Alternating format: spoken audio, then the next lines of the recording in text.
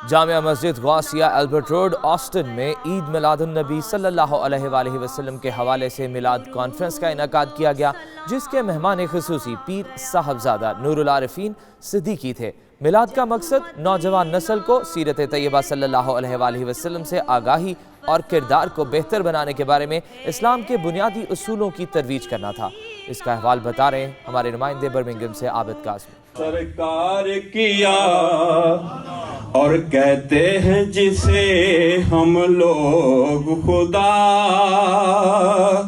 پوشیدہ ایک خزانہ تھا۔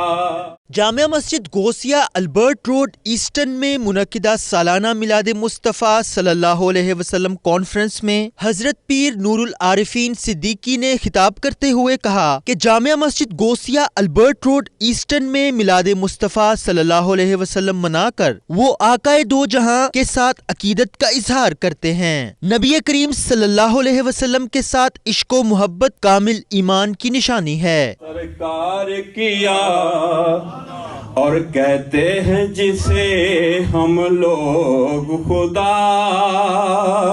صاحبزادہ نور العارفین صدیقی نے آسٹریا کی عدالت کے فیصلے کو سراہا، جس میں آزادی اظہار رائے کی آڑ میں پیغمبر اسلام کی توہین کو جرم قرار دیا گیا۔ ان کا کہنا تھا کہ میلاد النبی صلی اللہ علیہ وسلم کا یہ جلسہ اس بات کا مطالبہ کرتا ہے کہ عالمی برادری پیغمبر اسلام سمیت دیگر مذہبی شخصیات کا احترام یقینی بنائے۔ اس موقع پر منتظمین نے 92 نیوز سے گفتگو کرتے ہوئے کہا کہ گزشتہ 3 دہائیوں سے اس مسجد میں آقائے دو جہاں کے ساتھ عقیدت کے اظہار کے لیے تسلسل کے ساتھ اس طرح کی تقریبات میلاد کانفرنس کا انعقاد ہو رہا ہے اور یہ سلسلہ آئندہ بھی جاری رہنا چاہیے۔ آج بہت خوبصورت پروگرام جناب غوثیہ مسجد آسٹن میں ہو رہا ہے، جو کہ غالباً تقریباً 36 سال سے یہاں ہو رہا ہے۔ تو انتظامیہ کمیٹی ماشاءاللہ حافظ فاروق صاحب و دیگر انتظامیہ کمیٹی یہ ہر سال بڑی خوبصورت طریقے سے کرا رہے ہیں۔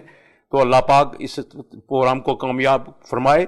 محبوب کی محفل کو محبوب سجاتے ہیں، آتے ہیں وہی جن کو سرکار بلاتے ہیں۔ امید کرتا ہوں کہ ہماری جو جنریشن، جو آئندہ فیوچر جو ہمارے بچے ہیں، اس کو دیکھ کر اس پر عمل کریں گے، اور انشاءاللہ ہم نبی پاک صلی اللہ علیہ وسلم کے جو میلاد نبی کا دن ہے اس کو مناتے رہیں گے۔ اس میسج کو دنیا میں پھیلایا جائے اور حضور پاک کی شان بیان کی جائے۔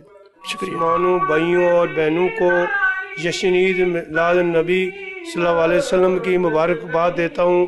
چودھری محمد عظیم، نائب حسین مغل، شہزاد اقبال، حافظ فاروق چشتی اور دیگر نے کہا کہ اس طرح کی تقریبات سے وہ اسلام کی روشن اور بھائی چارے کی تعلیمات کو عام کر کے اسلام کی تبلیغ و فروغ کا کام کر سکتے ہیں۔ رپورٹنگ ٹیم کے ہمراہ عابد قاسمی، 92 نیوز، برمنگھم۔